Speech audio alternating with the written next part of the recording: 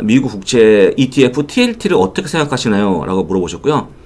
주가 하락에 대비해서 매입했다라고 말씀하셨고, 주가가 많이 떨어져갖고 절반 손해보고 손절? 이거 손절했다? 굉장히 의아한 얘기인데요. 그 다음에 나머지도 버려야 할까요? 요건 미국 국채가 제어가를 못하고 있다고 하는데 고민이라고 말씀을 적어주시면서 배당주 ETF, SPHD에 대한 부분도 물어보셨습니다. 이거를 장기로 가져가는 걸 어떻게 생각하는지라고 물어보셨는데요.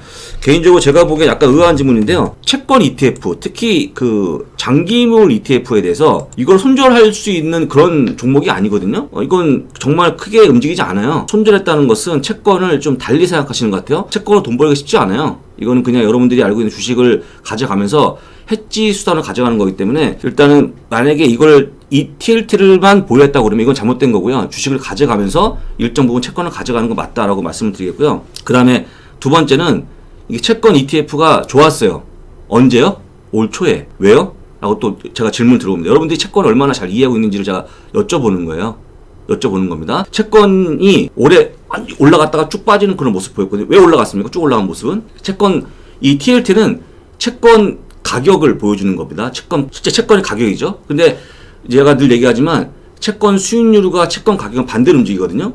채권 수익률이 빠지죠. 무슨 얘기입니까? TLT, 그러니까 우리가 알고 있는 모든 국채, 단기, 중기, 장기채의 국채의 수익률이 내려갔죠. 왜 내려갔습니까? 금리가 내려가니까. 금리가 제로금리 아닙니까? 쭉 내려갔겠죠.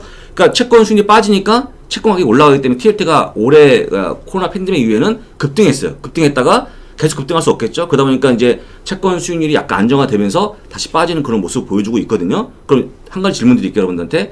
지금 채권 수익률이 안정화가 돼 있을까요? 약간 더 빠지고 있을까요? 이 장기적인 채권물의 어떤 그런 변동분은 경기에 상당히 밀접하게 관련이 돼 있어요. 왜냐면 이게 10년, 20년째 장기물이잖아요. 근데 만약에 경기가 어두울 것 같으면 당연히 금리가 내려가겠죠. 그럼 금리가 내려가면 아까 얘기했지만 채권도 빠집니다. 채권 장기물도. 그러니까 쉽게 얘기해서 지금 우리가 알고 있는 것처럼 지금의 상황에서, 과거에는 팬데믹 때문에 굉장히 어려웠지만 지금 좀 상황이 어땠을 것 같아요? 여러분 한번 그냥 생각해 보세요. 지금 어쨌거나 많이 이런 팬데믹 상황에서 우리가 많이 둔화해지고 있고 정황이 됐고, 그 다음에 어디까지나 백신도 물론 실패자고 나오지만 어쨌든 될 거 아니겠습니까? 그러니까 채권 수익률이 바닥을 치고 약간 올라오는 그런 모습 보이거든요. 그러면 채권 수익률이 올라왔다 그러면 다시 얘기합니다. 채권 가격이 어떻게 됩니까? 채권 가격이 내려오겠죠. 내려오거나 재미가 없겠죠. 이게 TLT가 바로 그 모습이에요. 지금 현재 구간에서 보게 되면. 근데 이 TLT를 보시면서 마치 지금 주식이 어려울 때, 예를 들어서 이런 거죠. 9월 달에 장이 빠지니까 이걸 가지고 잠깐 들어갔다가 먹고 나오겠다? 틀린 얘기입니다. 틀린 얘기. 이건 안 됩니다. 왜냐하면 이거는 채권은 아시겠지만 제가 차트를 보고 있는데요. 최근 동안 이 TLT의 이 ETF의 가격을 보게 되면 20년 장기물의 ETF입니다. 9월 달 동안에 움직임이 한 2%. 9월 내내 여러분들이 정말 잘 타이밍 들어갔다 그러면 많이 먹어야 맥스 2% 먹고 나올 수 있습니다. 2%. 그걸 드시려고 들어간 거 아니잖아요. 장이 빠졌죠. 2% 아마 S&P 500이 한 3.7% 빠졌죠. 근데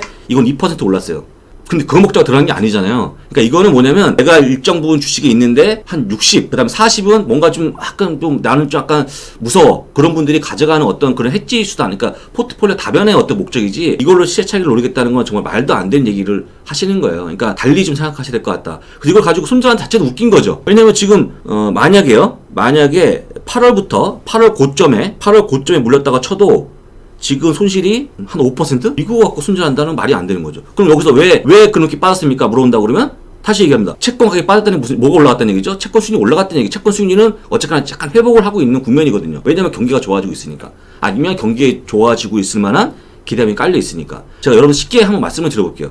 이게 채권이라고 생각해 보시죠. 채권. 이 볼펜 채권입니다. 이 채권이 가격이 100원이에요. 100원을, 그러니까 100원이라는 무슨 얘기냐면 이 채권을 100원 주고 사면 여러분들한테 매년 2% 이자를 준다고 하면 채권이라고 생각해 보시죠. 그러면 여러분들이 이걸 구매하시겠죠? 그러면 여러분들 매년 2% 이자를 받게 되겠죠. 근데 여러분들 이 채권 가격이, 이 채권이 이 뭐에 연동된다고 그랬죠? 채권 수익률, 특히 이자율이죠.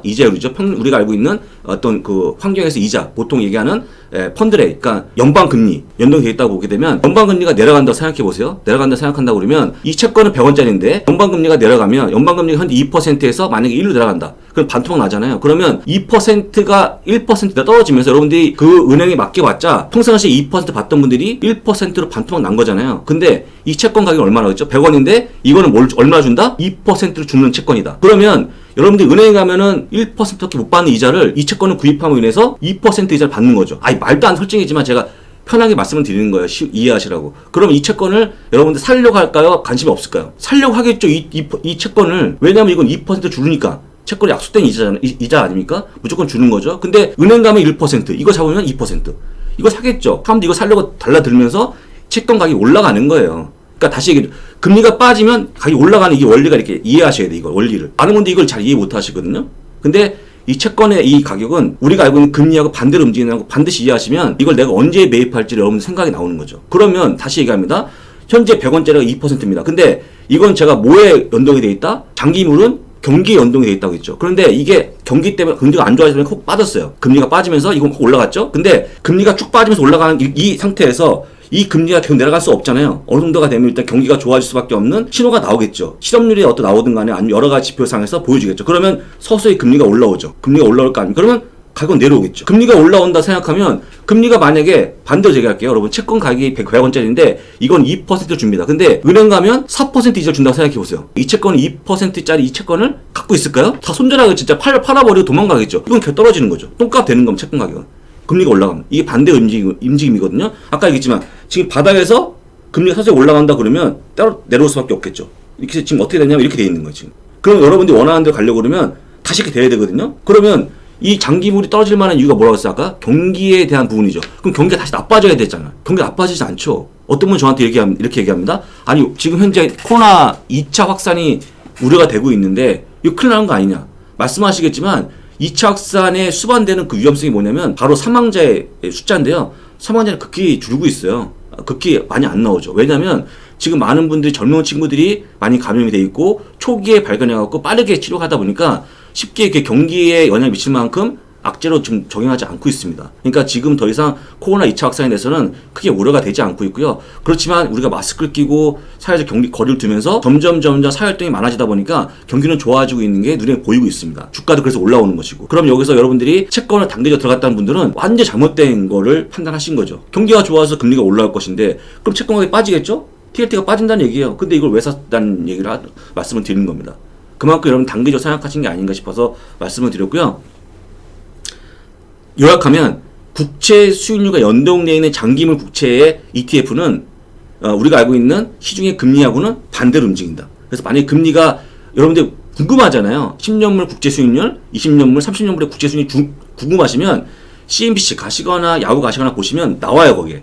그 가격 보세요. 그럼 이게 서서히 올라오는 모습 보이잖아요. 그러면 TLT 가격이 내려오겠구나라고 판단하시라는 말씀을 장황히 드린 겁니다. 그래서 여러분들이 주식을 투자하실 때 보통은 반대로 움직였기 때문에 그런 어떤 선입견 때문에 매수하신 것 같은데 그건 주식을 갖고 있을 때 분들이 보통 해지 수단을 가져가는 거지 단지 이것만 가져가는 거는 이것도 혹시 왜냐면 손실할 수 있으니까 위험한 거래가 될 것 같고요. 그냥 막연히 내가 이런 전체 채권의 스킬을 모르고 막연히 사서 팔겠다는 얘기는 그건 잘못된 생각이고 전반적인 경기 흐름을 보시면서 경기가 더 나빠질 경우에는 사야죠. 그렇지만 경기가 좋아질 신호에서는 사면 안 된다는 말씀을 들어보겠습니다. 그래서 채권을 제가 이거 왜 정말 길게 말씀을 드리냐면 2008년에요. 2008년에 여러분도 아실 것 같아요. 신한의 지주도 마찬가지였고 모든 은행들이 뭘 팔았냐면 브라질 국채를 팔았어요. 이 브라질 국채. 이 브라질 국채 가격을 팔았는데 이 브라질 국채가 그때 8%였어 이자가. 근데 시중에서는 보통 3%밖에 안 나왔거든요. 3%밖에 안 주는데 이걸 가져가면 8%예요. 그러니까 사겠습니까? 여러분 안 사겠습니까? 이걸 가져가면 1년에 4%에 2번 줍니다. 1년에 2번씩. 4%. 이거 당연히 사겠죠. 국내에 있는 거 2배니까. 근데 샀는데 많으면 손해봤어요. 웃기죠? 왜 손해봤는지 모르죠, 여러분들. 왜 손해봤냐면 이 8%짜리 이 국채를 여러분들이 이 국채 이 자체 사신 거예요. 이 이자 산 게 아니고 이 자체를. 이게 가격이 얼마였냐면 100원이었다고 쳐보죠. 8%를 받는 이자가 100원짜리 국채 사신 거예요. 근데 시중금리가 나중에 얼마나 올라가냐면 브라질 국채 시중금리가 16%까지 올라갑니다. 그러면 은행 가면 16% 이자를 받는데 이 채권을 가지고 있는 사람만 8% 이자를 받는 거예요. 근데 이 가격이 얼마였다고요? 100원이요. 100원 사신 거죠. 그런데 이게 가격이 어떻게 됐을까요, 여러분? 생각해보세요. 상상을 한번 해보시죠. 이거요? 반값 더 빠졌죠. 누가 살까, 이걸요? 안 사겠죠. 아무도 안 사는 거예요. 그러니까 이거 8% 들어간 사람들이 완전히 망한 거죠. 또 한 가지, 뭐가 망했냐면 브라질 헤와라가 똥값이 됐습니다. 완전히. 내가 처음에 들어갈 때 100원이었다 그러면 한 50원까지 빠져버린 거예요. 그러니까 환율에서 망하고 두 번째 시중금리가 급등하면서 채권가격이 망해버린 겁니다. 그래서 다 망한 거예요. 들어오신 분들이. 그러니까 이게 장기적 채권을 가져가려고 그러면 그 나라의 경기를 보셔야 돼요. 경기가 안 좋아지다 보니까 금리를 막 내려가면서 부양책 펴면서 막 금리를 올린 거거든요. 반대로 브라질은. 그러다 보니까 채권가 똥값이 됐는데 여러분들이 이 스킴을 이해하지 못하면 채권 자체가 투자를 아예 안 하시는 게 낫다는 말씀을 다시 한번 드려봅니다. 두 번째 아까 얘기했지만 아까 얘기처럼 지금 채권이 이 TLT가 제값을 못하고 있다? 이 부분을 여러분들 어떻게 해야 되냐면 채권이 주식과 반대로 움직이죠. 또 한 가지는 채권 플러스 금도 반대로 움직입니다. 근데 여러분들 최근에 움직임을 보세요. 금이 반대로 움직입니까? 반대로 움직이지 않아요, 지금은. 그러니까 무슨 얘기냐면 지금 코로나 팬데믹 이후에 많은 상품들이 주식과 동일하게 움직이거나 똑같이 빠지거나 이렇게 움직이는데 그거는 지금 현재 나와 있는 정말 비정상적인 상황 때문에 그런 거예요. 그러니까 여러분들이 이거를 이해하려면 더 시간이 오래 걸리지만 코로나 팬데믹 이후에 나온 현상이기 때문에 가볍게 이해하시고요. 그 다음에 채권은 여러분들이 생각하시기에 경기에 좋아지고 나쁨을 이해하셔야지만 채권 투자 가능한 거라고 말씀을 더욱 드려봅니다. 특히 TLT는 더욱더 그래요. 조금 더 짧은 걸 보시려고 그러면 좀 짧게 볼 때는 물론 시중 금리하고 연동이 돼 있다고 보시지만 조금 더 길어지면 경기 변동을 반드시 체크하시라고 말씀을 드려보겠고요.